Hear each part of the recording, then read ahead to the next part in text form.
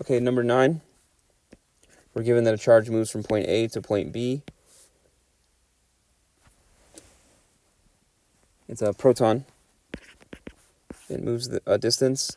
I don't think we're told the distance, or if we are, might not matter. 2 times 10 to the 3 meters per second. We're told the velocity.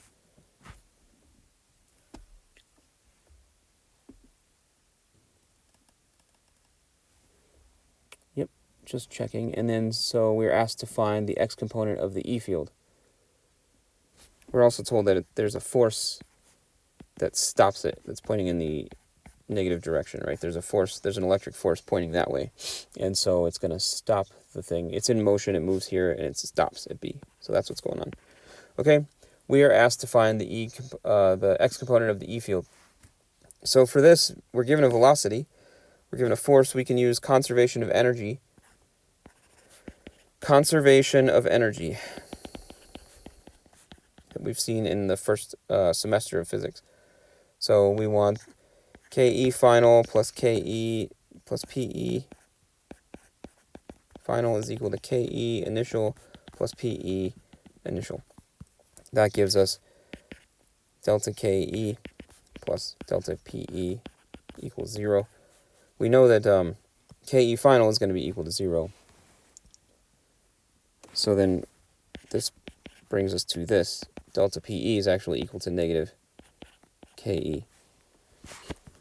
So that's our kinetic energy. And what is kinetic energy? It's half mv squared. Well, we know the mass of a proton is 9.11 times 10 to the negative 31 kilograms. And we know the velocity, we're given 2 times 10 to the 3 meters per second. And this is going to be squared. That's our velocity. So you plug that in.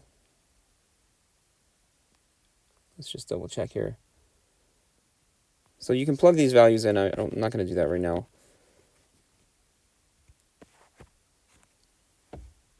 But we want to use a theorem. Just double checking the work. Oh, because we have the change in the potential energy that we used before. That's going to also equal the change in the work from earlier. Remember we did this? And that's also equal to the force times the distance. And that's also equal, then a force is times the electric field, the magnitude of the electric field times the change in distance. So this is what we need. And this is all equal to negative kinetic energy. So then we want to find the E field x component. So E, because this is only moving in the x direction, we want to have kinetic energy 1 over q, 1 over change in distance. Okay, so then you take this value and then you put it over the charge, which is the charge of the proton. You can look this up, and then you can look that up on like Google, or it's in your book. I think we did it earlier in another problem. This is the charge of the proton. Charge of proton.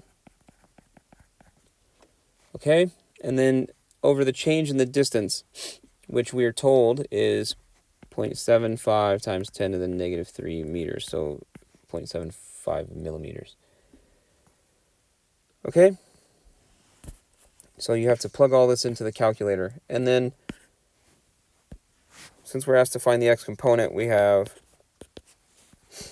a proton moving in a field, and it stops, right?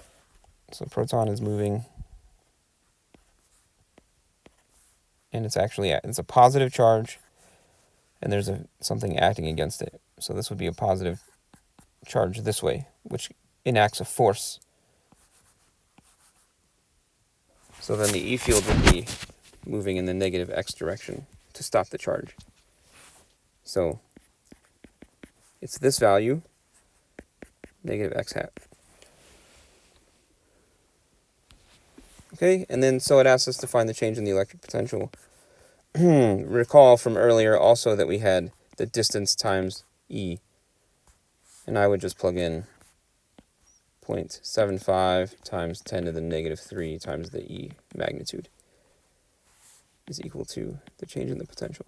Because it's just the distance, right? The distance traveled times the E field that we just found up here.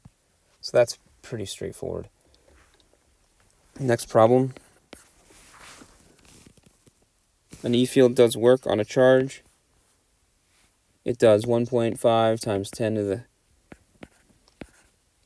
the 3 EV of work. 1.6 times 10 to the negative 19 joules is equal to 1 EV. So we want to translate this later on.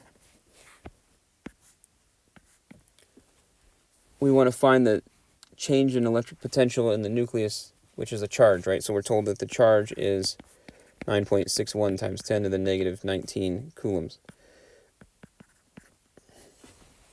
And so we got to find delta V. Okay, so delta V, well, let's use this theorem. This is another one you can find in the book, in the summary. 1/2 Q times delta V. We're told how much work we have, right? 1.5. We want to find delta V. So let's solve for delta V first. So 2 times delta W over Q equals 2. 1 over the charge, which was 9.61 times 10 to the negative 19 coulombs, times the change in the work, which is 1.5 times 10 to the 3 EV. And since we have to convert that, we multiply the conversion factor, 1.6 times 10 to the negative 19 joules. Plugging all this in, let's see, just double check. So we get 2 times the work over the charge. Yep, and you plug that in and you should get a value that's very close to the answer.